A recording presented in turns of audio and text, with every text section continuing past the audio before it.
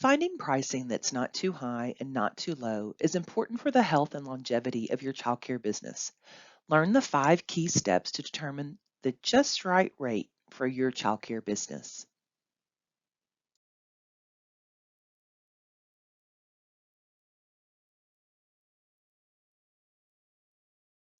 The information contained here has been prepared by Civitas Strategies Early Start and is not intended to constitute legal, tax, or financial advice.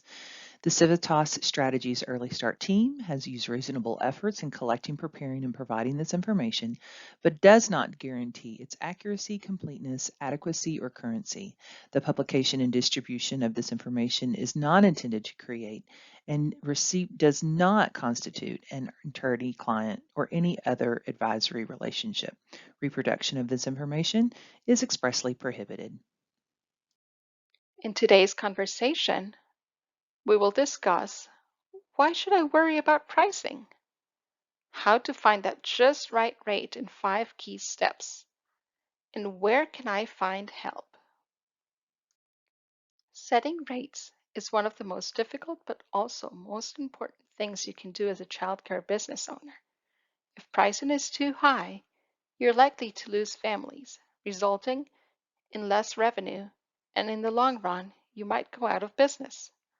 On the flip side, if your price is too low, you risk being unable to cover your costs and again, eventually go out of business.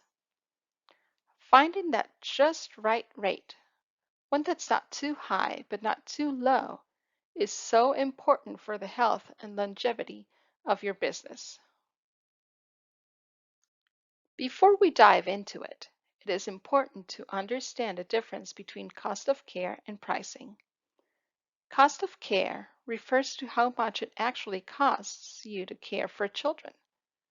Pricing, on the other hand, takes this information and weighs it against other factors, such as how much parents and families can really pay you in your area. For the purposes of this tool, we are going to focus on pricing and helping you determine how you should be asking families to pay. The process involves 5 key steps. 1. Determine how much your costs are currently. 2. Scan the market and look at what the other rates are like in your area. 3. Assess how much care is costing you versus the going market rate in your area. 4. Set your rates. 5. Refine your rate on a continual basis and check it at least once a year to make sure that you're keeping up with the market. Gather your data. You want to start by gathering some data to use in your calculations.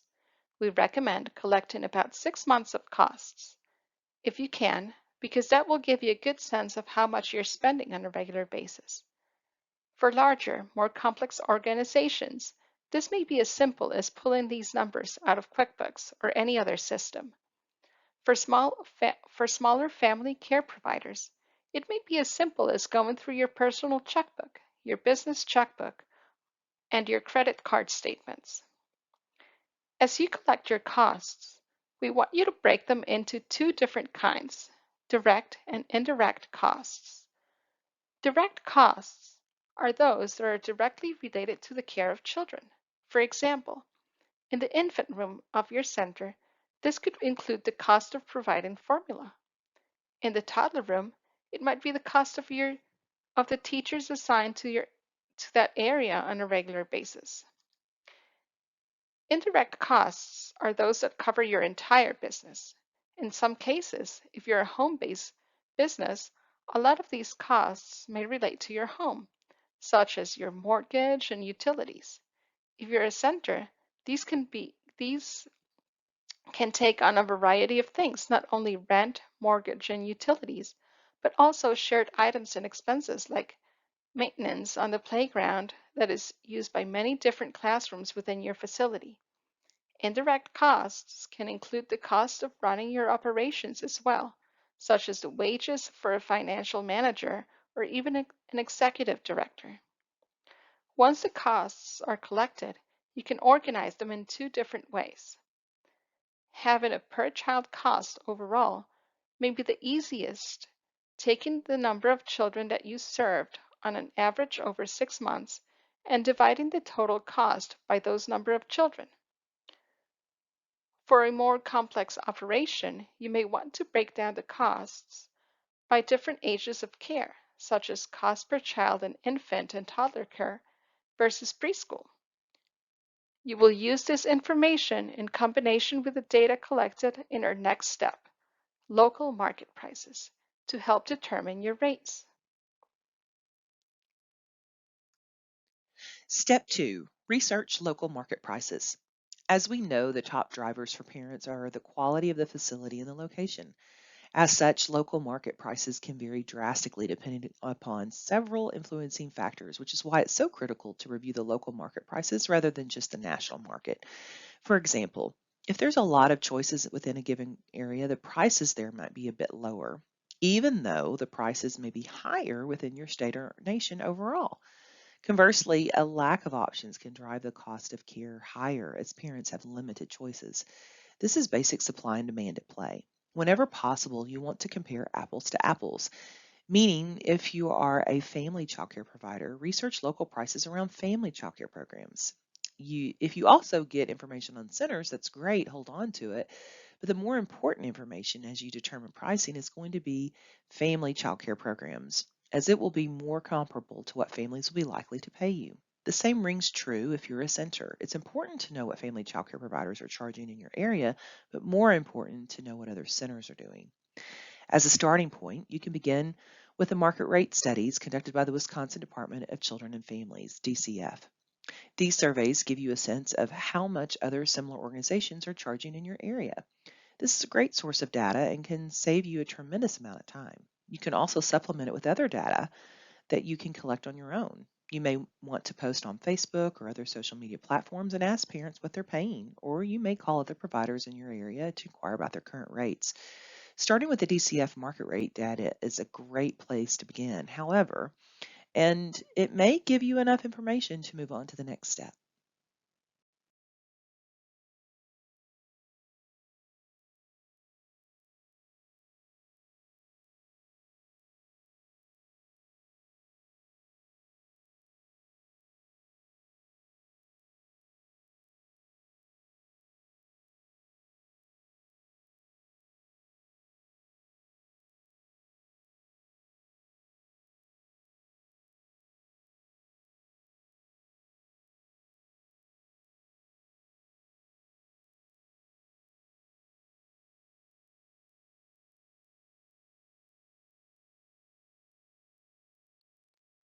Assess your rate.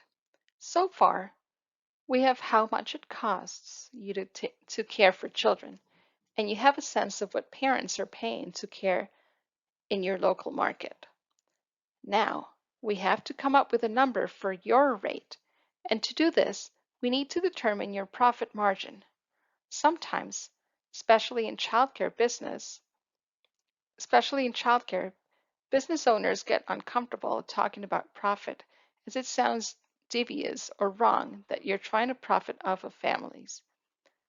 Profit is critical as it is not only what helps compensate you for your long hours and hard work, but profit is also what contributes to the long-term viability of your business. Generating a profit is what allows you to set aside funds to repair that fence in the backyard in 5 years, or invest in training for your teachers so you can keep up with the latest needs of children and families. Profit is important to the long term of your business, your employees, and the children that you serve. Well, you need to play with the numbers to compensate for local market rates. As a starting point, you can create a profit margin by simply setting a percentage. For example, a 15 or 20% profit margin. If you have a 15 or 20% margin, how much does that translate to in your total rate? Essentially, what you want to do is take the current costs you have, add what is called the profit margin, and then that total is your rate. So costs plus profit margin equals rate.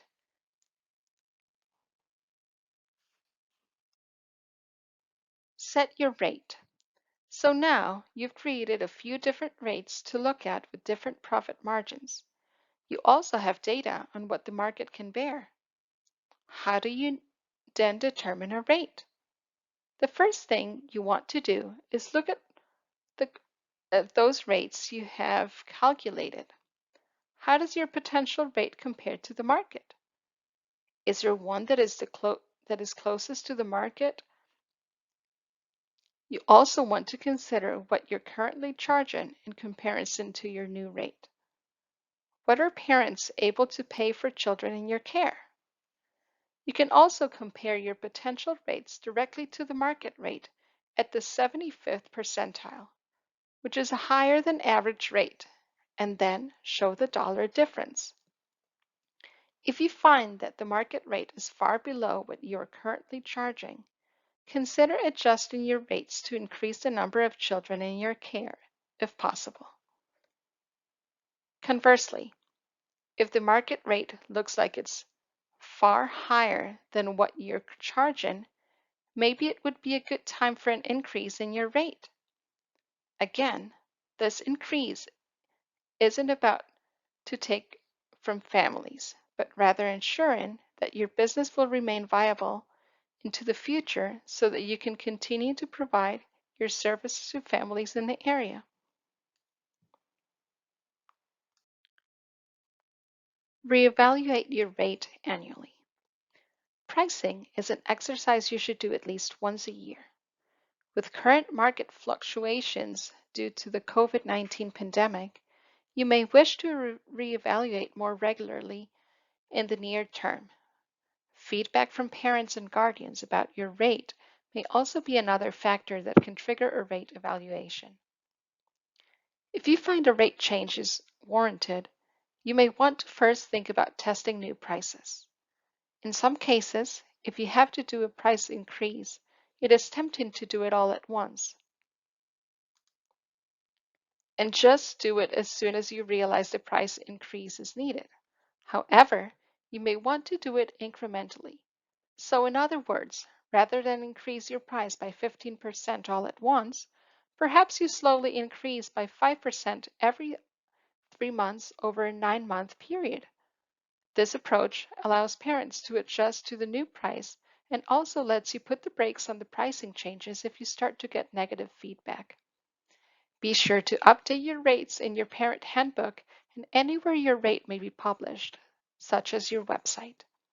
With any change, you want to communicate it to current parents, given a future date that the change would be effective. Additional resources for early care and education can be found at the Wisconsin Early Childhood Association or WICA website.